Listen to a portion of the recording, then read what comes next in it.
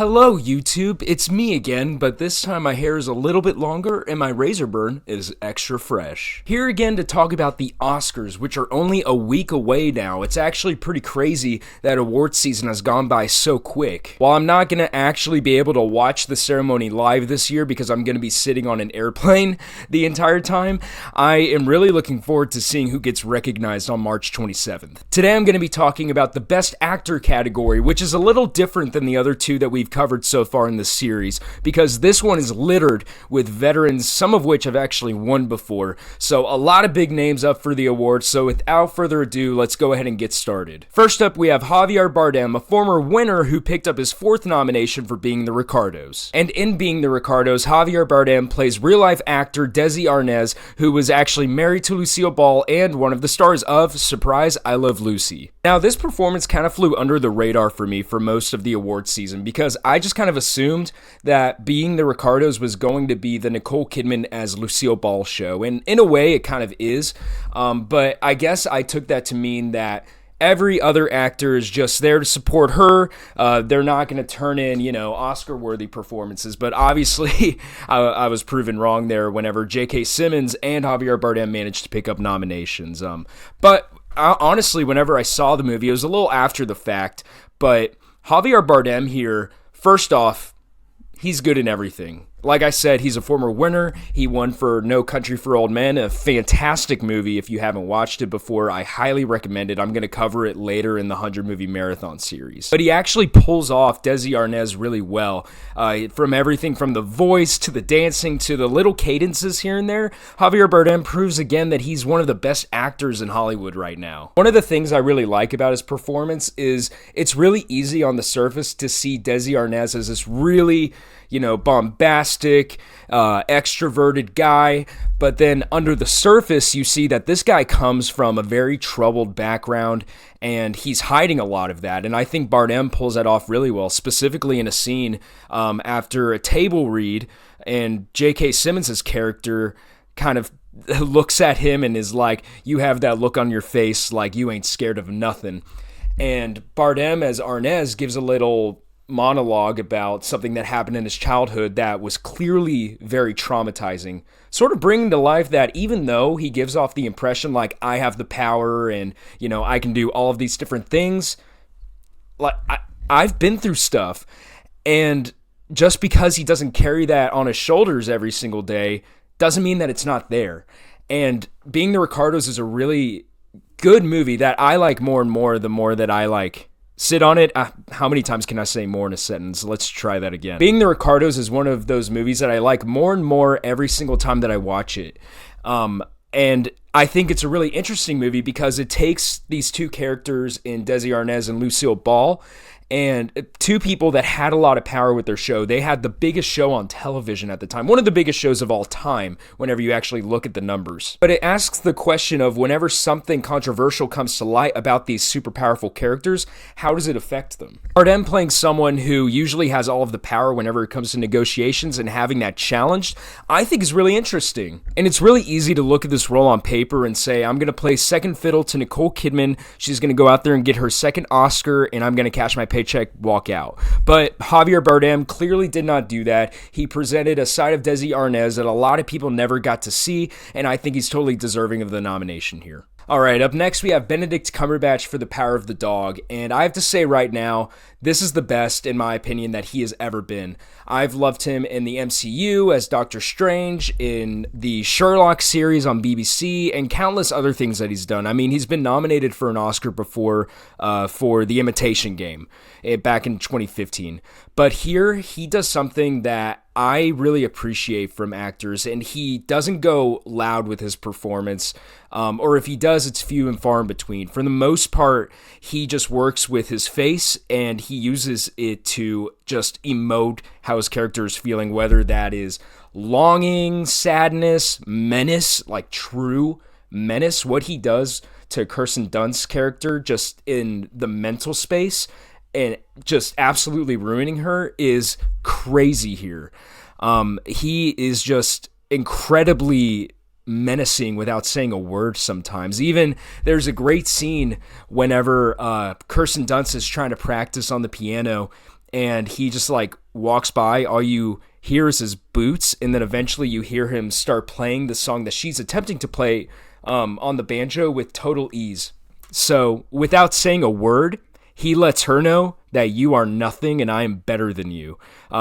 That's not to say that he is, but that's what he's saying to her, okay? I'm not saying that I think that her character is a far better person than he is, but that's beside the point. But Cumberbatch does a really good job of showing you a character who presents himself a certain way to the world, and I guess to an extent that is who he is. Like, he is a mean person, but there's so much to him that he doesn't let on, and we don't find out until, I guess, Cody Smith-McPhee's character finds out as well. And then it just adds a whole new layer to his character that you didn't know before. So you can look at him and say, okay, I understand that this dude, he has a lot of insecurities. He is losing his brother right now to a woman, so that's probably why he hates Kirsten Dunst. And Cumberbatch, honestly, he just acts his butt off in this movie. I mean, the script here is excellent and the direction is excellent, but Cumberbatch, he successfully takes a slow movie, I guess, slow. It's a really great movie. And he keeps you engaged in it, not wanting to look away for a moment, because even whenever there are no words being spoken, you're looking at his face and you're thinking, okay, what is going through his process right now? Like, how is he taking in all of this information that's happening? And yeah, I just think he's really great here. If it wasn't for someone that I'll get to later in the video, I think that this would be a surefire winner. If he keeps delivering performances like this, he is going to win an Oscar one day. Mark my words. Next up, we have Andrew Garfield playing Jonathan Larson in Tick, Tick, Boom. And I have to say right out the gate, I didn't love Tick, Tick, Boom. I know I'm in the minority there, and I actually watched it again just to see if maybe the first time I watched it, I was like in a bad mood or something. Like maybe it was just me. But I watched it a second time, and for whatever reason, I just like, I can't just get into the movie for some reason. I don't know why. So it isn't just the expectations that I had going in of what it was going to be. I think just on the whole, I just don't really enjoy the movie that much. That's not to say I'm right, that's just my opinion. However, I will say, both times I loved Andrew Garfield here. I think that he absolutely kills it as Larson, and it's similar to Javier Bardem playing Desi Arnaz, where if you go back and you look at the cadences of Jonathan Larson, I mean, Andrew Garfield freaking nails it. And also, who knew that this dude can sing? It's not enough that this guy played Spider-Man. He has been nominated for now 2 Oscars, but this dude can sing as well. There's a great story of whenever Lin-Manuel Miranda casted him, and Andrew Garfield said that he could sing, but he actually wasn't really sure. He was taking vocal lessons. And he decided to do a rehearsal, and Manuel Miranda threw a shoe at him, and he was like, yes, I don't have to recast you. Oh, man. I just think that's kind of a fun story. But anyway, I'm going off on a tangent. Why is he nominated for an Oscar here? Something major that I think Garfield pulls off here is he gives off that sense of urgency in his performance of someone who is turning 30 and doesn't feel like that they've accomplished anything in life and feels like he doesn't have enough time to do the things that he wants to do. Like in the grand scheme of things, he's young and he has time, but he just feels like he needs to do something now. Garfield just pulls off that sense of urgency of someone who feels like they haven't lived up to their own standards. And also how someone like that can get a sort of tunnel vision that takes away from their relationships. And so yeah, I think Garfield is just excellent here at pulling off someone who is an optimistic person who gets that tunnel vision and is just moving at breakneck speed to accomplish something that he wants to accomplish. And also, he's a good singer. Up next, we have Will Smith, who plays Richard Williams, real-life father of Venus and Serena Williams in King Richard. This is Smith's 3rd acting nomination and his 4th nomination as a whole because he's also a producer on King Richard, which is nominated for Best Picture. And in this performance, Will Smith plays a father who doesn't want to see his girls end up on the streets. They don't live in a very nice neighborhood, and he recognizes that his daughters have a really great talent for something, and he doesn't want them to squander it. The first thing that I have to say here is I think it's hard for an actor who's on Will Smith's caliber to be in a movie and have you convinced that he's not just Will Smith in a movie. I think that sometimes being a big name actor can go against you whenever it comes to big Oscar roles such as this, but one of the reasons why I think that this is one of his best performances of his career is whenever I watch this movie, I don't see Will Smith. I see a caring father who is concerned about his daughters and wants to do everything in his power to make sure that they don't end up on the streets and they don't squander their God-given abilities to play tennis, or for his other daughters, be successful and go on to be doctors and whatnot. And so that results in someone who doesn't have methods that everyone can agree to, but I guess it's similar to my video in Miracle with Coach Herb Brooks. You don't have to agree with the method, but it got results. Venus and Serena Williams went on to be two of the greatest tennis players of all time. And I think Will Smith here, I think he just turns in one of the best performances of his career, a really heartfelt performance that really has him doing a whole lot, Like I said, at this point in his career, Will Smith can be in basically any movie. He could turn in, big check movies where he doesn't have to do a whole lot. And Will Smith's name is out there. People go see it, yada, yada, yada. And, you get your ticket, you get out. But he decided to make this movie. This was a passion project for him. He was a producer on it.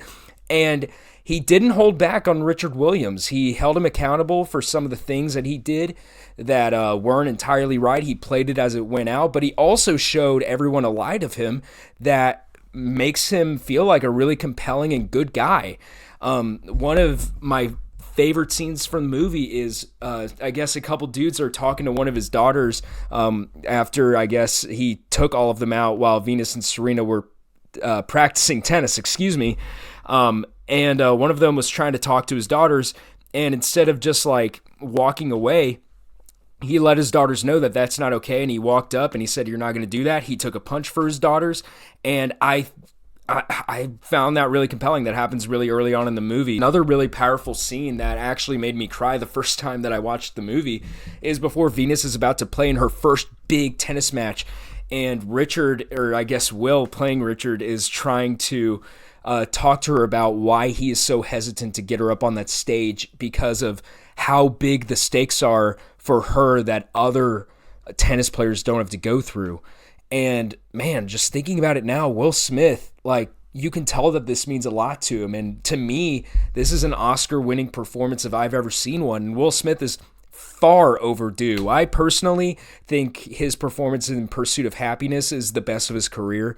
I don't remember who won that year, but I would have to imagine it would have been a crazy good performance to beat Will Smith. But yeah, at King Richard, I just love as a whole in a movie. I think that it's a great sports film, and I think Will Smith really turned in an excellent performance here. Well done. Next up, we have some new kid on the block. Like, I've never really heard of him before. I don't think he's done much before. His name's like Denzel Washington or something. Obviously, I'm joking here. Denzel Washington is one of the greatest actors ever. I believe this is his 9th acting nomination. He has 2 previous wins for Glory and Training Day. His Training Day performance to this day is like one of the best acting performances I've ever seen. He is like insanely good in that. But this year, he's nominated for playing a beyond classic character as Macbeth in The Tragedy of Macbeth. And I just have to say, I watched this movie for the first time a couple of days ago. I just kept on putting it off because it's Shakespeare. But after watching it, I respect any actor willing to take on Shakespeare so much, because there's so much of this movie that, it just isn't what we say now. It's dialogue back whenever Shakespeare was around and writing, back whenever Shakespeare was writing. And, I just don't know how actors do it. So seriously, props to anyone who does Shakespeare in any vein. Like, that's a huge task. But Denzel Washington here, what can I say? He's marvelous in the movie. I think it says a lot to play a character that countless other actors have played in the past and give it your own spin. And there are parts in here where Denzel creeps through and he starts yelling, and it's like, oh, that's Denzel from Training Day. I love this. But at the same time, it has that gravitas of it being Shakespeare. And I also cannot believe that I just used the word gravitas. That I hate myself for that a little bit, but okay, moving on. This movie is not for the faint of heart. It's Shakespeare. I almost had to look up the spark notes for the actual play while I was watching this, but but I didn't. I actually looked up the Wikipedia plot so that I could follow it. So, but I mean, yeah, if you know Macbeth, you know that this is the classic story of someone who kind of gets too big for their britches, gets a big head, and then it ends up biting them in the butt later. And Denzel Washington is a fantastic actor. He pulls it off. I don't really know what else to say. I mean, you know a good performance whenever you see it, and he's excellent here. This is a category where it's 5 actors nominated, and I don't think he was number 5 in that. I'm not going to actually go on a ranking system here, but he's excellent. And I think it says a lot that he got nominated for a performance that a lot of people played in the past. Well done, Denzel. Now, who's going to win? I think that this is Will Smith's to lose. If he didn't win for whatever reason, I think it would be Benedict Cumberbatch. At this point, no diss on the other guys, but if anybody else won other than those two, I would be absolutely flabbergasted. I would be shocked if Will Smith didn't win. I just feel like he's won everything at this point. This feels like the closest thing to a lock that we're going to get. I mean, it's kind of boring, but I'm also just happy because it's Will Smith getting an award, and he so deserves it. 1, because his performance was great, and 2, because his career is fantastic. He's Will Smith. Everybody knows who Will Smith is. So I'm thrilled to say that I think that Will Smith is going to win his first ever Oscar come March 27th. So anyway, that's my breakdown on the Best Actor category. Who do you think should win? Who do you think is going to win? Are one of these guys your favorites? If you feel compelled to, leave a comment down below. I'd love to hear your thoughts, and I'll see you next time on the 100 Movie Marathon. Bye, guys.